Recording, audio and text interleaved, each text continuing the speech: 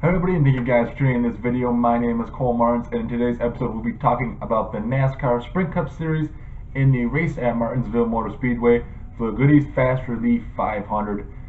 This is the first race of the round 8 in the sprint for the, chase for the Sprint Cup, as we're down to our final 8 drivers. In the next round, after these 3 races, we'll be going to our championship race at Homestead.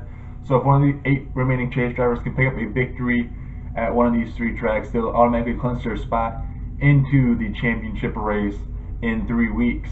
And we'll go straight to the race here. This was a very surprisingly low caution race. Only 5 cautions were in this entire race, so that meant to a lot of green flag races in this one. We started off this race as past chase driver Martin Truex Jr., who was eliminated last week at Talladega after blowing his engine, led the field to the green flag in this one, and he led the race for a pretty good amount of time, as we head to lap 182, where Matt Kenseth was able to take the lead from Martin Truex Jr. Only thing was, Kenseth, couple of his teammates had some issues early in the race, as fellow chase drivers and Joe Gibbs drivers, Carl Edwards and Denny Hamlin, got penalties on pit road, which caused them to have to come back in and put them in the back of the pack. Then we had to lap 37. The troubles will continue for Carl Edwards, as he would go through the grass and hit the wall pretty hard, causing some pretty bad damage to that car, causing him to be pretty much knocked out of the race and being deep in the points. And other issues that happened during this caution, which was the main thing about this race, was that they had the lineup messed up, as Jimmie Johnson and AJ Allmendinger ended up running out of gas during this pit stop, which messed up the scoring, so which actually meant Denny Hamlin was the leader, so they didn't know who was in the lead lap, who should have got their lap back, and actually caused some drivers to actually, I believe, get laps back that they shouldn't have. So that was interesting. I believe one of those drivers was Kevin Harvick, who was also a chase driver. So instead of him being 2 laps down, he was only 1 lap down. Very confusing sequence, and they went under caution for about 30 laps trying to fix this. But they finally did get things under control, and there might have been some things messed up, but again, that should be an interesting topic here throughout this week, and people are still talking about it still today. And then we go to lap 410, where Jimmie Johnson, even though he did run out of gas, he was able to skid back up there and take the lead from Denny Hamlin. Brad Keselowski was coming close near the end of this race as he tried to make his way up there, and he was catching Jimmie Johnson closer and closer as the race came to the finish. But Jimmie Johnson had too strong a car, and he would pick up the victory at Martinsville Motor Speedway, picking up his 9th grandfather clock, and his 9th, of course, win at Martinsville Speedway, and his 4th win of the season. And most important of all, Jimmie Johnson will be competing for the championship at Homestead Motor Speedway in the last race of the year, in the first time he'll ever in this format be competing for the championship at Homestead Motor Speedway. And the results for the Goody's Fast Relief 500 at Martinsville Motor Speedway: in first place was chase contender Jimmie Johnson, 2nd place Brad Keselowski, 3rd place chase contender Denny Hamlin, 4th place chase contender Matt Kenseth, 5th place chase contender Kyle Busch, 6th place Jeff Gordon, who was filling in for Dale Earnhardt Jr. in the 88 car. Another great run for him at Martinsville. It's probably one of his favorite tracks, even though he said it's going to be his last time racing at Martinsville Motor Speedway.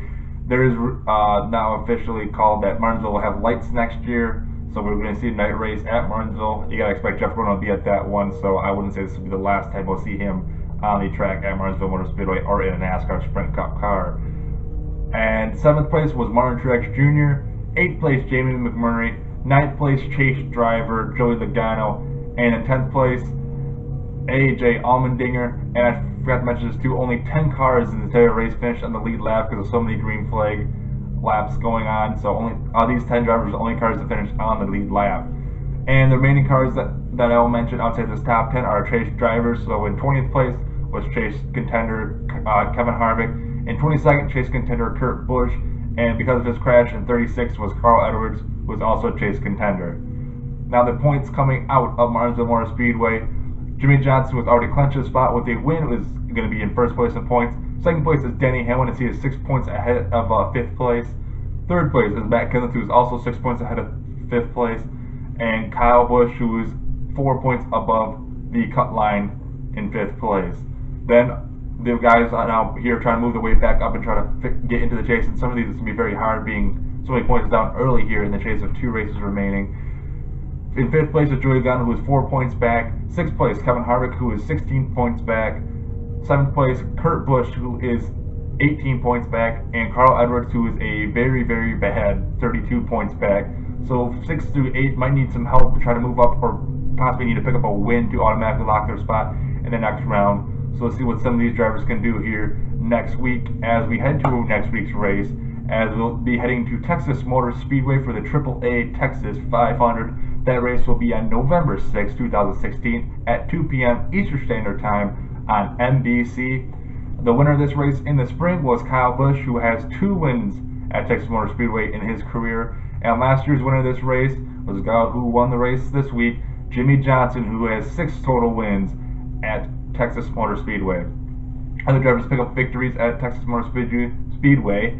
Joey Logano picked up a win in 2014. Matt Kenseth has 2 wins at Texas Motor Speedway. His last win there was in 2011. Denny Hamlin also has 2 wins at Texas Motor Speedway. His last win 2010. Kurt Busch with 1 win there. His last one was in 2009. And Carl Edwards with 3 total wins at Texas Motor Speedway.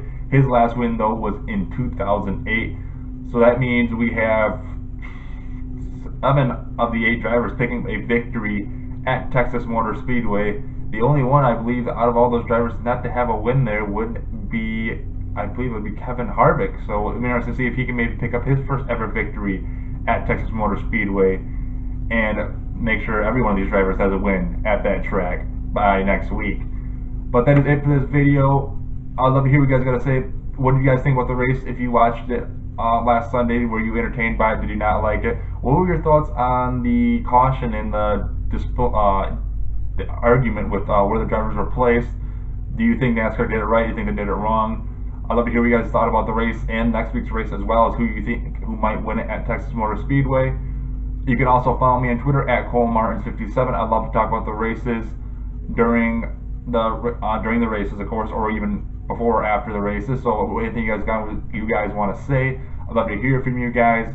If you like this video, please hit the like button. If you want to see some more of my NASCAR videos or other videos that I have posted, please subscribe to my channel. I would really appreciate both those. Thank you guys for tuning in this video and watching, and you guys all have a great day.